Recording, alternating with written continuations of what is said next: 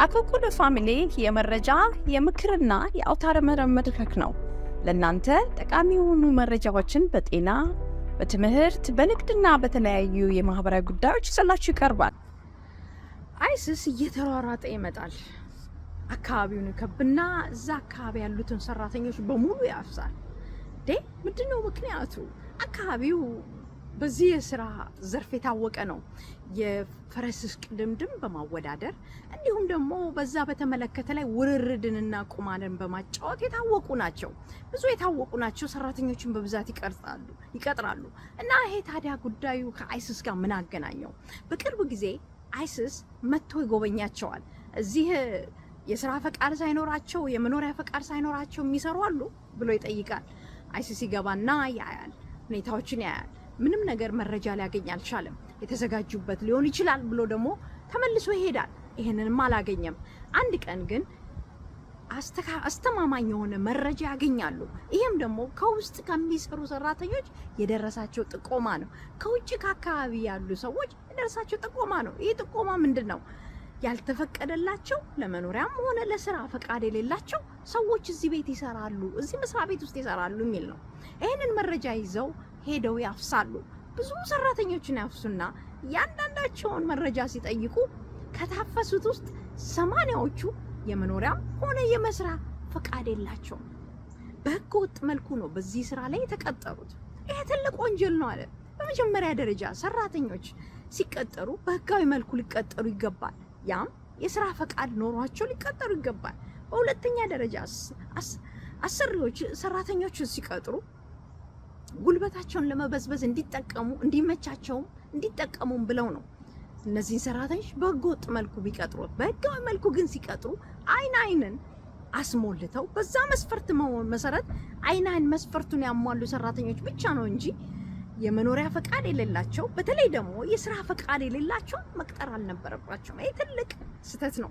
ይሄ ራሱ ለብቻ ፍርድ ይሰጠዋል፣ ለብቻ ይታያል ብሎ ነው አይሲ የተናገረው።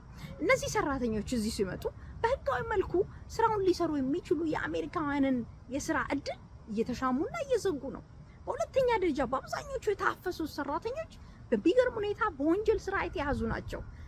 በሐሽሽ ዝውውር፣ አስገድዶ በመድፈር፣ በህገወጥ መሳሪያ ዝውውር፣ ሰው በመደብደብና በማስፈራራት እንዲሁም ደግሞ ጠጥቶ በመንዳት አጭሶ በመንዳት በዚህ ሁሉ ይታወቃሉ። ባንዱ ወይም በሌላ ይታወቃል። ታዲያ እነዚህ ሰራተኞች የወንጀል ሬከርድ እያላቸው በወንጀለኝነት እየተፈለጉ በሚገርም ሁኔታ በአብዛኞቹ ከሀገር ተባረው በድጋሚ በህገወጥ መልኩ የገቡ ናቸው። አንዱማ 17 ጊዜ ተባሮ 17 ጊዜ ወደ አሜሪካ ገብቷል። ይሄ ታዲያ ህገወጥ ነው። ለአገሪቱ ደህንነት፣ ለህዝቡ ደህንነት የስራ እድል ማጣት ብቻ ሲሆን ለደህንነቱ አስጊ ነው። ምክንያቱም ወንጀለኞችን ቀጥረው ነበረ ሲያሰሩ የነበሩት። ይሄ ነው ምክንያቱም ክሪሚናል ባክግራውንድ የሚያዩባቸው አንዳንድ አሰሪዎች አሉ። ለምሳሌ ይሄ ህፃናትን ወይም ልጆችን በተመለከተ አይደለም እንጂ ህፃናትን ወይም ልጆችን በተመለከተ በሚሰሩት ነገር አሰሪዎች ክሪሚናል ባክግራውንድ ማየትና መመርመር አለባቸው። በዚህ ጉዳይ ግን ምንም አይነት ምርመራ አልተደረገም። ስለዚህ እነዚህ 80ዎቹ እጃቸውን ወደ ኋላ ታስረው አይሲኢ ይዟቸው ሄዷል። ለዚህ ጉዳይ ተባበሩ ማን ናቸው?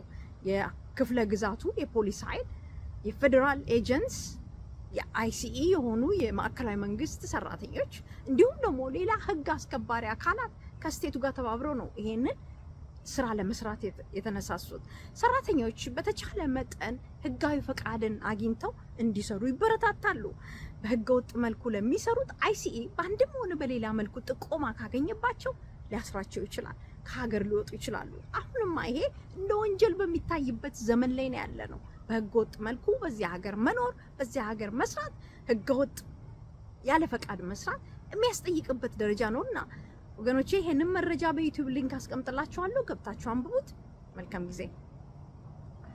ዌብሳይታችንን akulkulufamily.com ይጎብኙ። በሶሻል ሚዲያም ተከተሉን። አኮኩሉ ፋሚሊ